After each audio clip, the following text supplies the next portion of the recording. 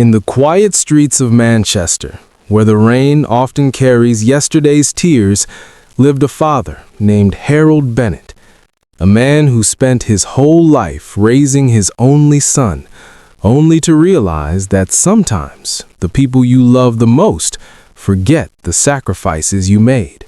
This is his story. The rain hadn't stopped for 3 days. Harold, now in his late 60s, stood by the window of his small living room, staring at the gray British sky, calm but tired. He heard footsteps, sharp and impatient. It was his son, Daniel. "Dad, we need to talk," Daniel said, avoiding eye contact. Harold turned slowly. "Everything all right, son?" Daniel's jaw clenched. "Dad, Anna is moving in next month, and we need space. She doesn't feel comfortable with you here anymore." Harold's eyes softened. "I can stay in the upstairs room." "No, Dad." Daniel's voice sharpened. "You need to move out. Today." The world froze. For a moment, Harold felt his chest tighten like someone pressing a cold stone onto his heart. But he didn't shout. He didn't argue. He simply whispered, "If that's what you want." Daniel looked relieved, a relief that broke Harold more than the words themselves. Harold packed his small suitcase slowly. Inside it were decades of memories. The tiny football boots he bought for Daniel when he was 5, the photo of the day Daniel graduated, Harold standing behind him, smiling proudly, a small watch Harold gave his late wife before she passed, and the letter she wrote saying, "Take care of our boy. He'll need your strength." He folded everything with shaking hands. Every fold felt like a goodbye. Before leaving, Harold stood in the living room one last time. He remembered painting that wall when Daniel was little. He remembered cooking breakfasts, fixing toys, telling bedtime stories. This house held all of Daniel's childhood, and now none of Harold's future. He whispered quietly to himself, "A father doesn't stop loving, even when he stops being needed." Harold stepped out into the cold evening. He had nowhere to go. No friends close enough, no family left. He walked through Manchester streets, knocking on doors of old neighbors. Everyone was polite but distant.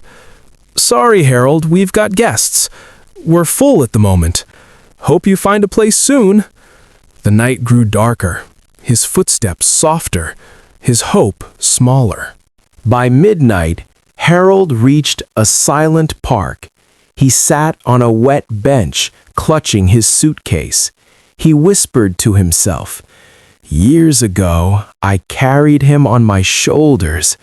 Today, I can't even rest my head on a pillow."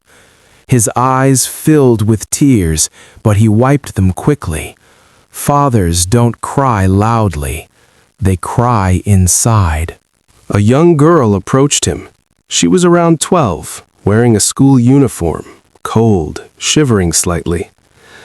"Mister, are you okay?" she asked gently. Harold forced a smile. "Yes, darling, just taking a break." She sat beside him. "My dad left us when I was 6, she whispered. "But I still wish he came back. I still need him." Harold's throat tightened. A single tear escaped.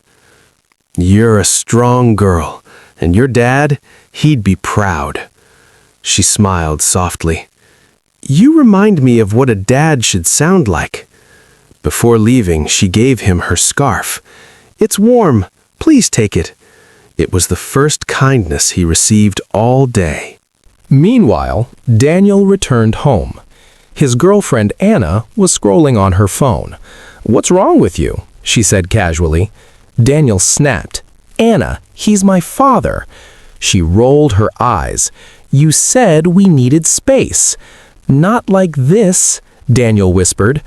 For the first time, Guilt hit him like a punch to the chest. He looked around the house, at the painted wall, at the old sofa, at the family pictures. Memories flooded back. Harold teaching him how to ride a bike. Harold staying up all night when he was sick. Harold working double shifts so Daniel never missed a school trip. "What have I done?"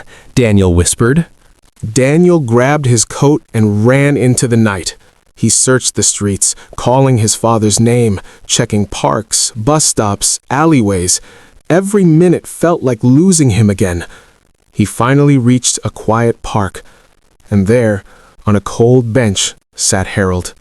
Wet, tired, still holding the small suitcase. Daniel's voice cracked. "Dad!" Harold looked up, his eyes gentle despite the pain. I shouldn't have said those things," Daniel sobbed. "You're my father. You raised me. You gave me everything." He fell to his knees, crying, "I'm so sorry." Harold placed his hand on his son's head, just like he did when Daniel was a child. "A father's heart is never closed," he whispered. Daniel helped him up. They walked home together, slowly. At the door, Harold hesitated. "Are you sure?" he asked quietly. Daniel nodded with tears.